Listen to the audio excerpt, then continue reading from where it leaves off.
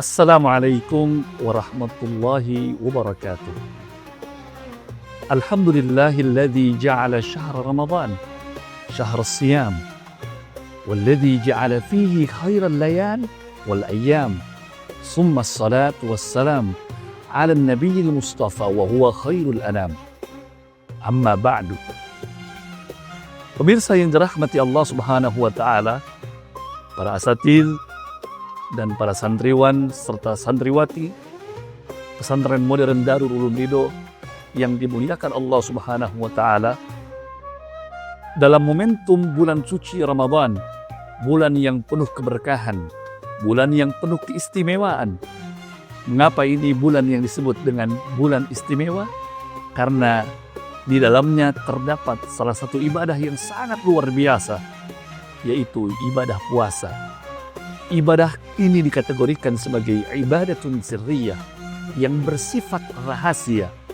Saking rahasianya ibadah ini, tidak ada satupun orang yang tahu, terkecuali dirinya ataupun Tuhannya. Maka hal ini senada sebagaimana ketika itu ada hadis qudsi yang mengatakan, as-sawmu li, itu kata Allah, puasa itu untukku, wa ana ajzi bihi, dan akulah langsung yang tentunya akan memberikan ganjaran ataupun balasannya.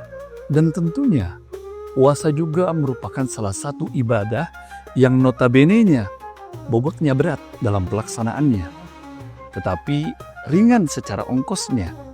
Oleh karena itu tadi, bahwa ibadah puasa merupakan ibadah yang sifatnya fisikal. Bagi siapapun yang hendak berpuasa, dia harus memiliki kekuatan yang lebih atau fisik yang baik ataupun kuat.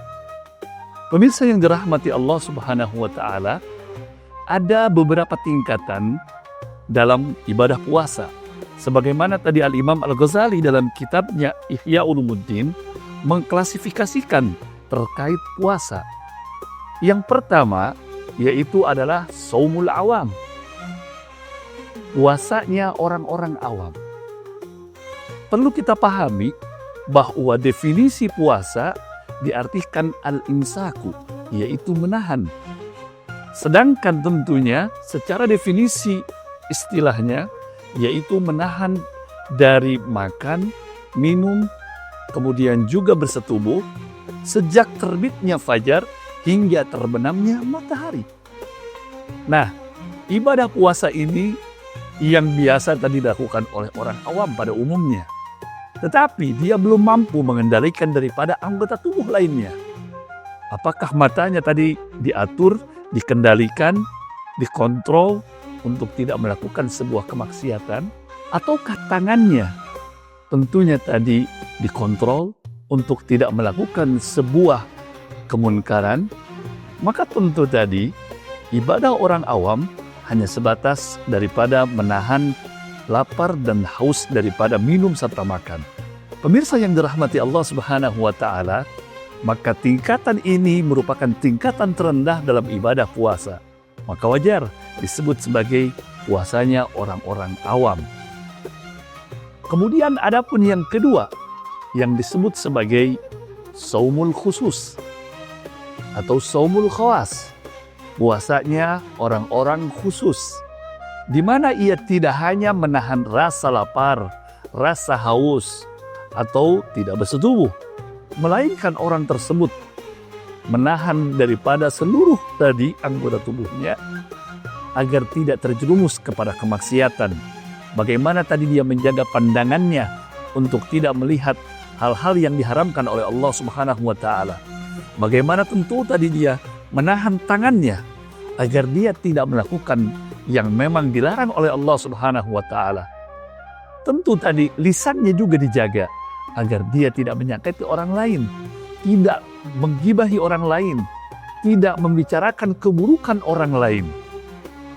Pemirsa yang dirahmati Allah Subhanahu wa taala, maka ibadah tadi yang tentunya puasa ini dikategorikan sebagai menahan dan mengendalikan, sejatinya bukan hanya menahan daripada rasa lapar dan rasa haus, melainkan mengontrol diri, mengendalikan diri kita yang disebut dengan self-control. Jangan sampai tadi seluruh anggota tubuh kita ini tidak dapat dikendalikan selama kita berpuasa.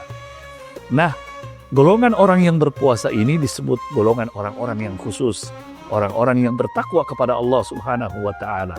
Jangan sampai ketika kita berpuasa ternyata hanya sebatas sebagai golongan orang-orang yang menahan rasa lapar dan rasa haus, sebagaimana sabda Kanjeng Rasul sallallahu alaihi wasallam yang berbunyi, kam min sa'imin laisa lahu min siyamihi illa al-ju' wal atas. Berapa banyak orang tentunya yang berpuasa tetapi tidak masuk daripada puasanya. Kenapa? Karena dia hanya menahan rasa lapar dan rasa hausnya. Sungguh ini hal-hal yang tentunya tadi tidak diinginkan. Kenapa demikian? Karena hasil daripada puasa seharusnya menjadikan orang semakin bertakwa kepada Allah Subhanahu wa Ta'ala.